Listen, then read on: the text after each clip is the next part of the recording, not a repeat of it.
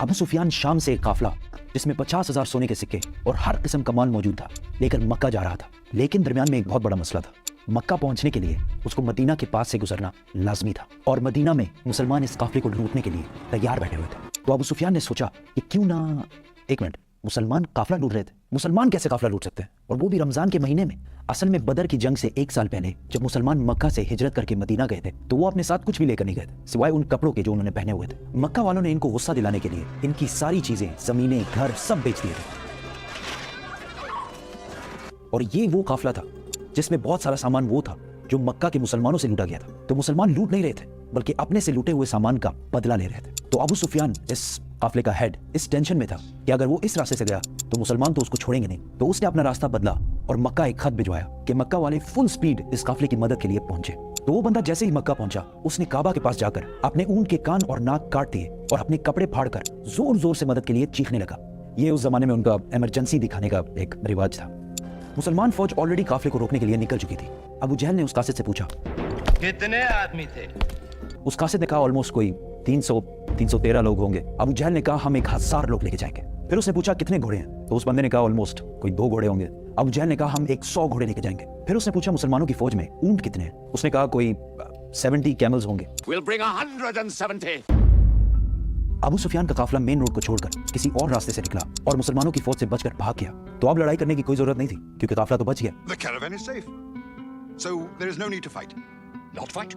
लेकिन अबू जहल ने कहा कि अब अगर काफिला बच भी जाए हम इन मुसलमानों को नहीं छोड़ेंगे क्योंकि इनके एक एक बंदे को मारने के लिए हमारे पास 3 लोग मौजूद हैं।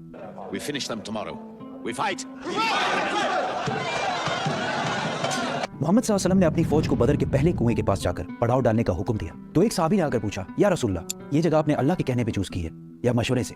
तो आप सल्लल्लाहु अलैहि वसल्लम ने कहा कि ये तो हमने मशवरे से चूज की है। तो उसने कहा कि अगर हम आगे जाकर पड़ाव डालें तो वहाँ पानी भी ज्यादा है और हम दुश्मनों को इन कुओं पर कब्जा करने से भी रोक सकेंगे। आप सल्लल्लाहु अलैहि वसल्लम को इसका मशवरा बहुत पसंद आया और पूरी फौज आधी रात को इस जगह से इस जगह पर मूव हुई। दूसरे दिन अबू जहल की फौज जब सामने आई तो वो मुसलमानों से 3 गुना बड़ी थी। Utba, a very rich मक्कन businessman, अपने भाई और बेटे के साथ सामने आया और मुसलमानों को चैलेंज किया कि कोई है जो हमसे आकर लड़ाई कर सके।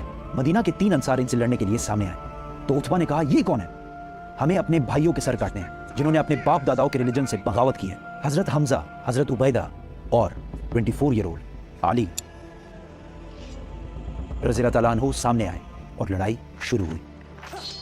हजरत उबैदा जख्मी हुए लेकिन उतबा, उसका भाई और उसका बेटा तीनों मारे गए। उतबा का बेटा हुज़ैफा जो कि मुसलमानों की फौज में था, उसके सामने ही उसके बाप, भाई और चाचा को मार दिया गया लेकिन वो मुसलमानों की फौज में ही रहा।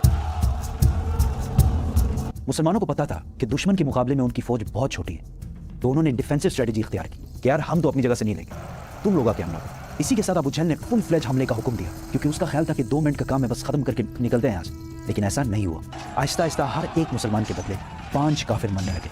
काफिरों की फौज पीछे हटी और टेंशन में पड़ गई कि यार ये हम इनसे 3 गुना ज्यादा है और हम इनको इनकी जगह से भी नहीं ला पा रहे। मीनवाइल मुसलमानों ने अपनी सफों को बदला और फ्रेश लोगों को सामने लाकर खड़ा कर दिया। अबू जहल ने दोबारा फुल फ्लेज हमले का हुक्म दिया लेकिन फिर वही हुआ और काफिर फौज पीछे हटने लगी।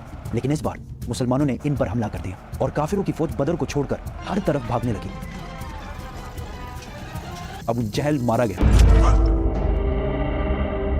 मक्का में सारे जीत की खबर का इंतजार कर रहे थे क्योंकि पिछले 60 साल में मक्का के कुरैश को कोई बड़ी शिकस्त नहीं हुई थी और ऑलमोस्ट 65 साल पहले इन्होंने अबरहा के 60,000 फौज को भी हराया था और इसकी वजह से पूरा अरब कुरैश को अपना लीडर मानता था। लेकिन अब मक्का के कुरैश सिर्फ 313 लोगों से हार गए थे। पहले जो लोग जंग से भागकर मक्का पहुंचे तो उन पर किसी ने यकीन ही नहीं किया कि ऐसा हो ही नहीं सकता कि हम जंग हार गए हों। लेकिन आहिस्ता आहिस्ता उन्हें समझ आने लगी कि वो ये जंग और पूरे अरब में अपनी इज्जत हार चुके हैं। एक मशहूर वेस्टर्न हिस्टोरियन लिखते हैं कि जंग बदर से पहले अरब मोहम्मद को एक कमजोर आदमी समझते थे जिसको अपने ही लोगों ने निकाल दिया था और वो दूसरों से मदद मांगता फिरता।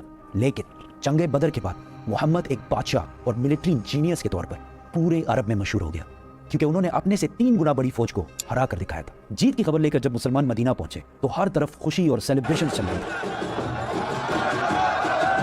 लेकिन जैसे ही रसूलुल्लाह सल्लल्लाहु अलैहि वसल्लम अपने घर में दाखिल हुए तो उनको पता चला कि उनकी बहुत ही प्यारी बेटी रुकैया, जिससे वो बहुत प्यार करते हैं, कुछ ही दिन पहले फौत हो चुकी है। इस बात से रसूलुल्लाह सल्लल्लाहु अलैहि वसल्लम को बहुत दुख हुआ, लेकिन मुसलमानों की खुशी और सेलिब्रेशंस जारी रखने के लिए उन्होंने अपने गम का जिक्र किसी से भी नहीं किया। और ये सेलिब्रेशन ज्यादा देर चल भी नहीं सकती थी, क्योंकि इस बार अबू सुफियान ने पूरे अरब से 3000 की फौज जमा करके मुसलमानों से बदला लेने की तैयारी शुरू कर दी थी। They are gathering. Every young man with a sword is on his way to Mecca.